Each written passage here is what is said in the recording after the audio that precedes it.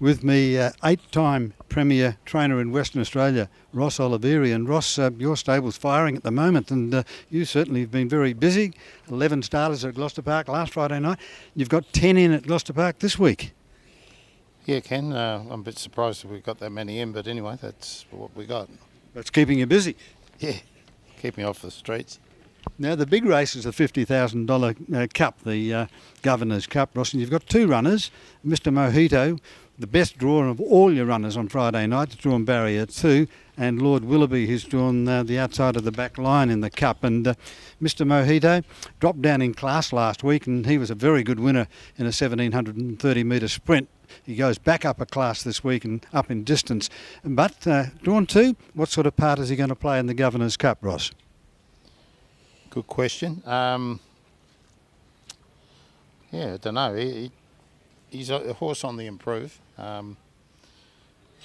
He should have some sort of hope in that race. There's some talented horses, obviously. It's a good field. But winning form's good form, so he should go pretty good. He looked like he needed a run when he ran 4th the previous start. So. And talking about winning form's a good form, Ross, Lord Willoughby always runs first, second or third every time he goes out in the track for you. Hopefully he'll do that again this week. Look, this is his big test to see what he's like in fast class, and unfortunately he's got a pretty ordinary draw, but we've got to get a driver for him too. But he's a great little horse, great little campaigner, and I'll be interested to see how he goes. One of your up-and-comers going through the classes is James Butt, and he won with a leg in the air last Friday night. He's in again this week, and he's drawn the middle of the field, but he does look as though he can win again. Yeah, it's a 1700 metre race, yes it is. He is an up-and-comer, and pretty excited about where he might be after we're only going to give him another 1 or 2 more runs and then put him out while he's still on a high and doesn't need a spell. And just give him a short spell and bring him back, and pretty excited about what he might turn into. So you think he could be a carnival horse next summer? Yeah. Because he's got a lot of strings to his bow too, hasn't he, Ross? Well, when we bought him, we thought he had a lot of speed, and he has got a lot of speed, but he can also stick. So that's a pretty handy combination. And Ross, having a look at your other runners, none of whom have drawn super well. Early on, race 2, you've got Back to the Beach, an all-the-way winner recently, but he's drawn in the middle of the field there at about barrier 5. Yeah, well, you look at that race and you see Soho Chelsea drawn 1, Sweet and Fast drawn 3. We're drawn 5. Naylor's drawn the inside of the back, and a few solid other horses in the race. So he's probably a winning chance if he got lucky, but it's hard to see him getting lucky from that draw. True. And the Lewis Finals, a race for fillies and mares, and you've got Vale Secret here, and she's drawn 5 as well. She's always a chance in this type of race against the mares. She gets a nice run, they do a bit, she's very strong. It was a strong effort when she sat in the breeze and worked hard a couple of starts ago and hung on very strongly to be placed. Yeah, she ran second. What's its name? Michael Brennan's good mare. Yes, Miss Sangreal. Yeah, sat on her back, had the sitting shot on and just got her. Got her about a neck or a metre. And she was fighting back on the line. Just didn't quite have the turn of foot that Miss Sangreal had on the night.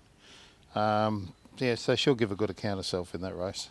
Ross, we go up to race 6, and here you've got a couple of runners, drawn 5 and 6, Arden's Concord and Atmospherical. I was taken with Atmospherical's run last week. Showed great determination.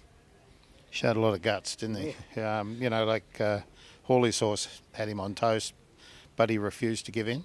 And for a second there in the straight, it looked like he was going to get back on his inside, but the other horse had just a little bit too much class, a little bit too much speed. But both of those horses, Arden's Concord, which ran a super race last week, and Atmospherical, are ones that punters should follow. They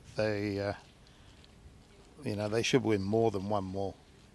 And I think both of them have got reasonable each-way chances this Friday night. Yeah, ordinary draws, but the field's not... There's no superstars in it. There's a few nice horses in it, but there's nothing there that make you shake in your boots.